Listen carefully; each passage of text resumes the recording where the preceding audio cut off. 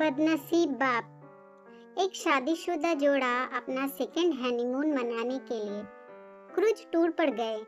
इस दौरान वे अपने बच्चों को घर पर ही छोड़ गए थे। बदनसीबी से खराब और बहुत ही तूफानी मौसम के कारण क्रूज शिप डूबने लगी। सभी लोगों की तरह वह दोनों भी अपनी जान बचाने के लिए लाइफ बोट एरिया की तरफ दौड़े, लेकिन वहां भी सिर्फ एक ही इंसान के लिए जगह बची हुई थी। अपनी पत्नी को डूबती शिप पर छोड़ आदमी लाइफ बोट में बैठ गया। पत्नी उसी डूबती शिप पर खड़ी अपने पति को दूर जाते हुए देख रही थी। वो चिल्लाकर अपने पति से बोली। इस कहानी को यहीं रोकते हुए शिक्षक ने अपने सभी विद्यार्थियों को पूछा, क्या कोई अंदाजा लगा सकता है पत्नी ने पति से क्या कहा होगा? ज्यादातर विद्यार्थियों का एक समान उत्तर था। उन्होंने कहा, पत्नी बोली होगी कि मैंने तुमसे इतना प्यार किया और तुम मुझे इस तरह छोड़कर जा रहे हो। मैं तुमसे नफरत करती हूँ। शिक्षक की नजर एक शांत बैठे विद्यार्थी पर पड़ी। शिक्षक ने उसे जाकर यह सवाल पूछा। विद्यार्थी बोला, मुझे लगता है वह बोली होगी, हमारे बच्चों का ध्यान रखना। शिक्षक को आश्चर्य हुआ। उन्होंने विद्यार्थी से पूछा, क्या तुमने यह कहानी पहले भी सुनी है? विद्यार्थी ने सर हिलाया और बोला, नहीं, लेकिन बीमारी की वजह से दम तोड़ते हुए मेरी माँ ने यही शब्द आखिर में मेरे पिताजी से कही थी। शिक्षक ने उस विद्यार्थी को सही जवाब देने के लिए शाबाशी दी। कहानी को आगे बढ़ाते हुए शिक्षक ने कहा, क्रूज शिप डूब गई और साथ में पत्नी भी। पति घर वापस लौट आया और उसने अकेले ही अपने बच्चों को पाल पोस कर बड़ा किया। कई सालों बाद उस पति की भी मौत हो गई। एक दिन उसकी बेटी, जो उसे अपनी माँ की मौत के जिम्मेदार मानती थी, एक दिन वह अपने पिता के सामान को साफ कर रही थी कि तभी उसे एक डायरी मिली, जिसे पढ़कर उसे सच्चाई का पता लगा।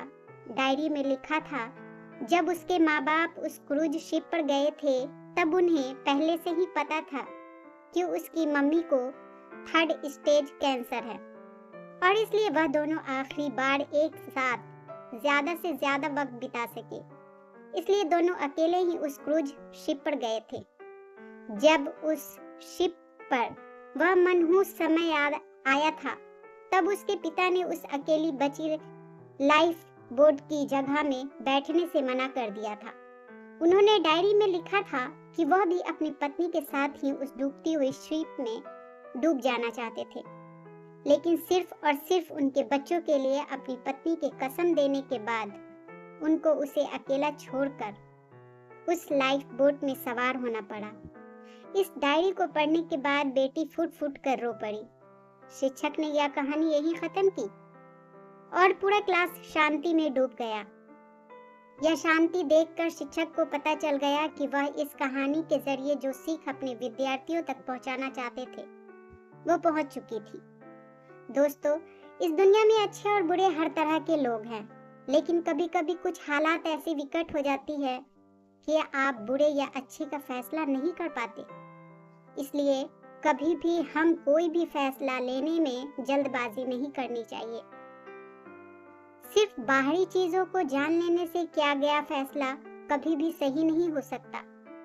बिना किसी जांच पड़ताल के और बिना दूसरों का पॉइंट ऑफ व्यू समझे फैसला कर छोड़ दीजिए।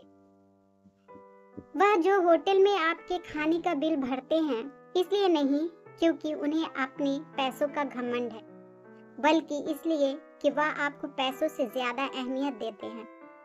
वह जो हमेशा आपकी मदद करने के लिए तैयार रहते हैं, इसलिए नहीं क्योंकि उन्हें आपसे कुछ चाहिए, बल्कि इसलिए क्योंकि वह आप में एक अच्छा दोस्त देखते हैं। वह जो आपको हमेशा मैसेजेस करते हैं, इसलिए नहीं क्योंकि उनके पास करने के लिए कुछ और नहीं है, बल्कि इसलिए क्योंकि वह आपको बहुत याद करते हैं। और वह जो हर झगड़े के बाद पहले माफी मांगते हैं, इसलिए नहीं कि वह गलत होते हैं, बल्कि इसलिए क्योंकि उन्हें अपनी बातों, अपने गुस्से या अपने ईगो से ज्यादा आपकी परवाह होती है। दोस्तों, आपको ये कहानी कैसी लगी हमें कमेंट में जरूर बताएं। प्लीज चैनल को लाइक, शेयर और सब्सक्राइब जरूर कर दें। एक नई कहानी के साथ मैं आपसे फिर मिलूंगी। इस कहानी को सुनने के लिए आपका बहुत बहुत धन्यवाद।